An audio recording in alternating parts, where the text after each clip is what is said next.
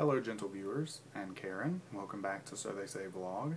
Today is January 19th, 2011, which might not mean a lot to most of you, but it's actually a very special day. Today marks the 30th birthday of one Buffy Ann Summers, better known to most as Buffy the Vampire Slayer. It's no secret that I have some would say, crazed obsession with Buffy the Vampire Slayer, the show. It's been a part of my life for almost 14 years now. I started watching it from day one when it premiered, March 10th, 1997, when I was a wee lad of the age of 10. Probably too young, some might say, to be watching such a show, but whatever. I feel like it helped shape me into a pretty decent human being. And so for the past 14 years, I've been, watching the show on TV, on DVDs, watching YouTube fan videos, reading fan fiction, writing fan fiction, not even gonna lie, reading the novels, the comic books, and collecting stuff. So yes, I am a total geek when it comes to Buffy, and I'm not ashamed of it. It's an awesome show. If you haven't watched it, then you should. I honestly yet to meet someone who's actually watched the show, and more than just like a handful of random episodes, and doesn't like it. It's the people who say bad things about it normally have not seen more than maybe a few minutes, maybe a couple episodes. But once you give it a chance, you'll fall in love with it. That's my money back guarantee. So today, in celebration of Buffy's 30th birthday and the release of the last issue of Season 8 comics, I thought I would just, talk a little bit about Buffy, some of my favorite things about it. I'm going to have a special guest join me for this today, the lovely Buffy herself. I think I might even dress her up a little bit for her birthday. That's more like it. So first I guess I should talk about why I love this show so much and why I've let it become such a huge part of my life.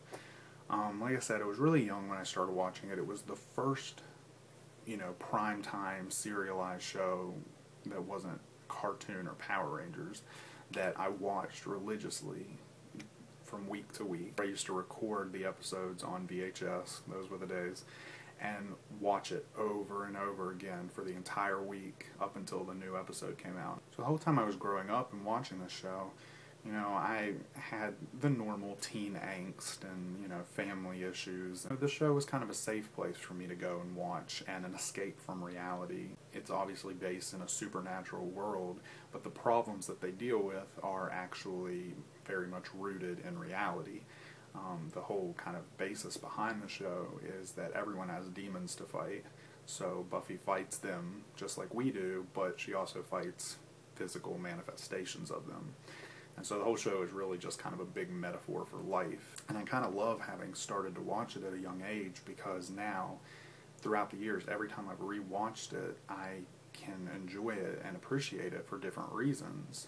Obviously when it first aired, I was much younger than the characters on the show.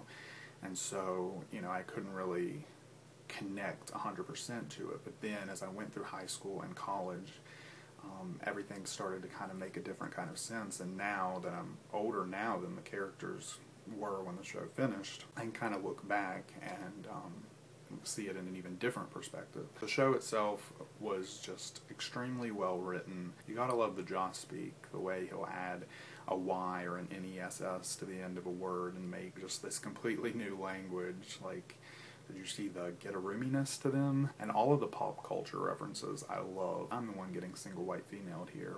The plots were always epic and fantastical, with a down-to-earth kind of feeling, tying it all together, and that connection between this fantasy world and real life. The thing that made Buffy what it was and such a great show really was the characters and the way they were written.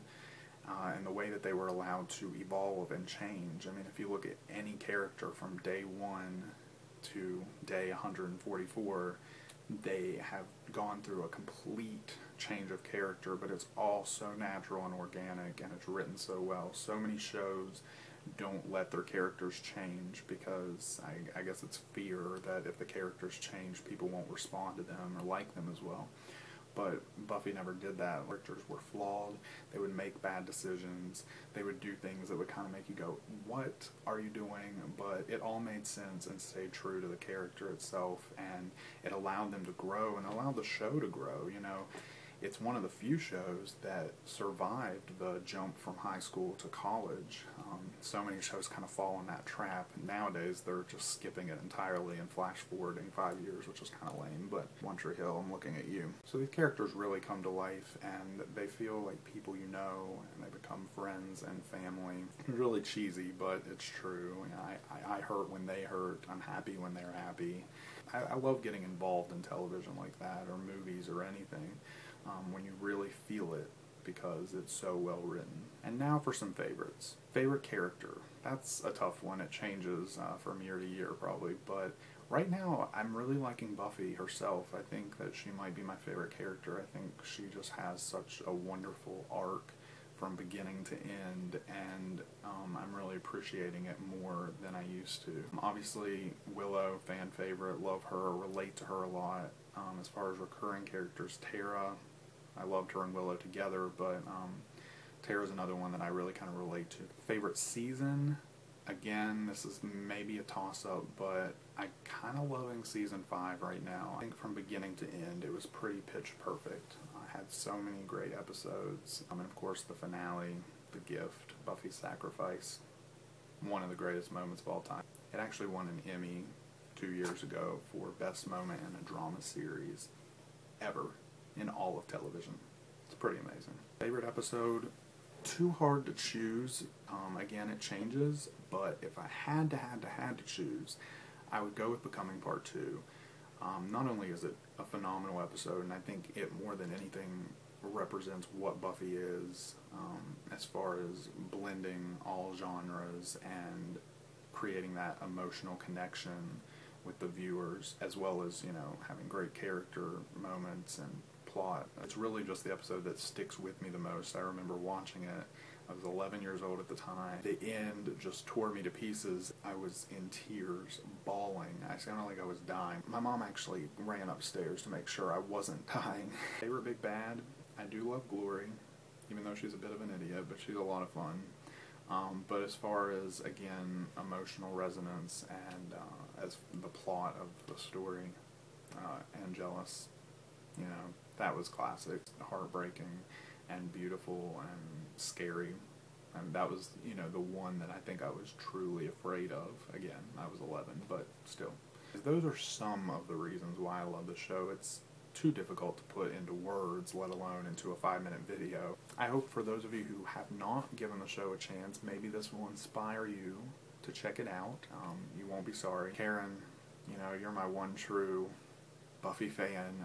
I've gotten a lot of people to watch it and enjoy it, but Karen's the one. Pretty much from the beginning we watched it together, and yeah, I feel like we're kind of at the same level, even though we disagree on some aspects of it.